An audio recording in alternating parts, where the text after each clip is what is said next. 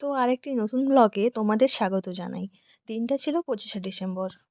আগের দিন morning shift করে আমি চলে এসেছিলাম বাড়ি। তো আমার একটা জায়গায় ঘুরতে যাওয়ার আছে, তো সেটার জন্য আমি আজকে হেয়ার ওয়াশ করে নেব, আর তাই আমি একটা হেয়ার প্যাক রেডি করে নিচ্ছিলাম।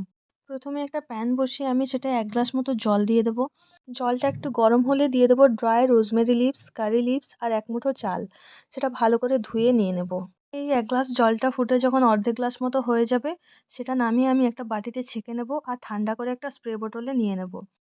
রোজমেরি লিভসে চুল পড়া কমে, নতুন চুল গজাতে সাহায্য করে, খুশকি দূর করে এবং চুলের বৃদ্ধি বাড়ায়। এটা মাথার রক্ত সঞ্চালন বৃদ্ধি করে। কারি লিভস যেটা ইউজ করেছি, এতে প্রচুর পরিমাণে প্রোটিন ও অ্যান্টিঅক্সিডেন্ট থাকে, যেটা হেয়ার ফলিকলকে স্ট্রং করে ও নারিশ করে। আর চালের যে অ্যামাইনো অ্যাসিড থাকে, সেটাও হেয়ার ফলিকলকে স্ট্রং করে, হেয়ার গ্রোথে হেল্প করে। তো তোমরা এটা ইউজ করতেই পারো। এরপর তো জানোই, চুলটা সেকশন ওয়াইজ ভাগ করে পুরো চুলে অ্যাপ্লাই করে নিতে হবে। পুরো চুলে যখনই অ্যাপ্লাই হয়ে যাবে, তারপরে আমরা ভালো করে একটু স্ক্যাল্প ম্যাসাজ করে নেব, কারণ এটাই আমাদের মেন হেয়ার গ্রোথে হেল্প করবে। তো তারপর একটা বান বানিয়ে আমি আধ থেকে 1 ঘন্টার মতো রেখে দেবো।